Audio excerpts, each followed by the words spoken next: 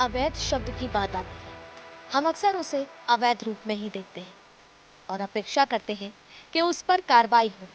लेकिन जब बात धार्मिक स्थल की आए और वो अवैध जमीन पर बनी हो, तो क्या उसे गिराना या उस पर कार्रवाई करना जायज है? देखिए, अगर हम कानून की नजर से देखें तो बिल्कुल जायज, लेकिन जब धर्म और आस्था की नजर से देखें तो शायद नहीं। मगर देश तो कानून से चलता है, भावनाओं से ही नहीं। लेकिन जब अब मुद्दा उठ ही गया है तो उस पर राजनीति न गढ़ी जाए, यह तो संभव नहीं। तो अब सवाल है कि आखिर हिमाचल प्रदेश के शिमला में जो अवैध मस्जिद को लेकर पिछले कई दिनों से जो विवाद छिड़ा है, उसका हल निकलेगा या यूं ही प्रदर्शन होते रहेंगे? दरअसल हिमाचल प्रदेश की राजधानी शिमला में बुधवार को मस्जिद का अवैध निर्माण गिराने की मांग को लेकर हिंदू संगठनों ने संजौली और ढली में उप प्रदर्शन किया। शिमला के संजौली स्थित इस मस्जिद का रास्ता ढली टनल से होकर ही गुजरता है। प्रदर्शनकारियों ने यहाँ सड़क पर हनुमान चालीसा पढ़ा और जय श्री राम के नारे लगाए। उन्होंने 2 जगह पुलिस की बैरिकेडिंग तोड़ दिए हैं। पुलिस ने 2 बार लाठीचार्ज भी किया और वाटर कैनन चलाई। पत्थरबाजी और झड़प में लगभग 15 प्रदर्शनकारी और सिपाही घायल हुए हैं। शाम के वक्त घायलों का हाल जानने नेता प्रतिपक्ष जयराम ठाकुर खुद अस्पताल पहुंचे। संजौली ढली में करीब 5 घंटे प्रदर्शन चलता रहा, लेकिन विवाद यहां से शुरू हुआ ही नहीं। विवाद तो है 30 अगस्त को करीब आधे दर्जन लोगों ने मलियाना इलाके में कुछ व्यवसायियों पर कथित रूप से हमला किया। इसमें 4 व्यवसायी जख्मी हो गए थे, जिन पर 6 मुस्लिम लोगों पर केस हुआ।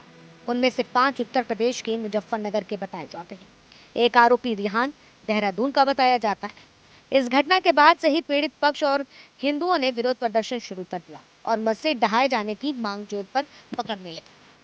करीब 1 हफ्ता पहले ही यानी कि 5 सितंबर को भी संजौली का माहौल बेहद गर्म हो गया, तो हिंदू संगठनों ने अपील कर मेन मार्केट के इलाके में सैकड़ों लोग जमा हुए और मस्जिद ढहाने की मांग करने लगे। उनका कहना था कि मस्जिद के बाहरी लोगों को पनाह दी गई है। अब हिंदू संगठन की मांग है कि मस्जिद गैर कानूनी है, इसलिए इसे ढहा दिया जाए। मस्जिद पर कई अतिरिक्त मंजिलें बनी हैं, यह मामला कोर्ट में भी। मस्जिद के मौलवी शाहजाद इमाम का कहना है यह मस्जिद देश की आजादी के समय की 2007 के बाद इसमें और निर्माण कार्य हुए। बीते 14 सालों में 4 मंजिलें बना दी गई हैं। 2010 में मस्जिद को अवैध बताते हुए केस भी दर्ज हुआ है, लेकिन इसका कोई हल नहीं निकल पाया। बताया जाता है कि नगर निगम आयुक्त की अदालत में 45 बार से ज्यादा मामले की सुनवाई भी की जा चुकी है, पर फैसला अभी तक नहीं आया। तारीख पे ही तारीख मिलती रही और अब अगली तारीख भी 5 अक्टूबर को मिली। राजनीति रंग भी इस मुद्दे पर चढ़ता हुआ नजर आ रहा, जहां AIMIM के चीफ असदुद्दीन ओवैसी ने कहा है कि हिमाचल में सरकार बीजेपी चला रही है या फिर कांग्रेस। तो वहीं बीजेपी नेता गिरिराज सिंह का कहना है कि देश में जितनी भी अवैध मस्जिद है उन्हें तोड़ देना चाहिए। अब जयराम ठाकुर CM सक्कू को उनका एक पुराना बयान भी याद दिला रहे हैं जो 2022 के विधानसभा चुनाव के वक्त दिया कि एक ऐसे राज्य में जहां 97% हिंदू आबादी है, हमने हिंदूवादी पार्टी को वहां हराया है। ठाकुर का कहना है कि ऐसे बयानों से ही समाज के एक तबके कुछ न कुछ कदम उठाने की सोचना पड़ता है।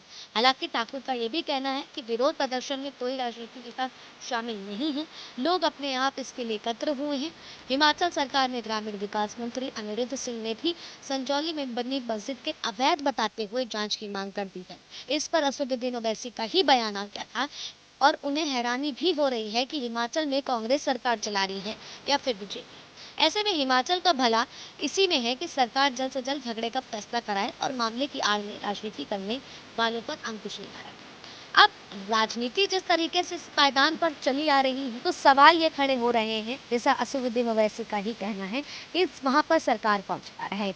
तो मतलब देखें तो केवल अगर हिंदू सड़कों पर उतर रहा है तो वो भी भारतीय जनता पार्टी का टारगेट होगा। इस तरह की विचारधारा भी कहीं न कहीं इस बयान से फैलाने की कोशिश भी की जा रही है। हालांकि जिस तरह से कांग्रेस के भी बड़े नेता उस प्रदर्शन पर पहुंचे और उस प्रदर्शन से पहले भी कई बार मांग उठ चुकी है, सदन के भीतर भी मांग उठ चुकी है कि ये पूरी तरीके से मस्जिद अवैध है, जिसका निर्माण सन 1900 के आसपास लगभग हुआ था। बहरहाल अब देखना होगा कि इस पर क्या कुछ एक्शन होता है, कानून किस तरह से कार्रवाई करता है और अब क्या कुछ नया मोड़ लेते हुए ये विवाद नजर आएगा।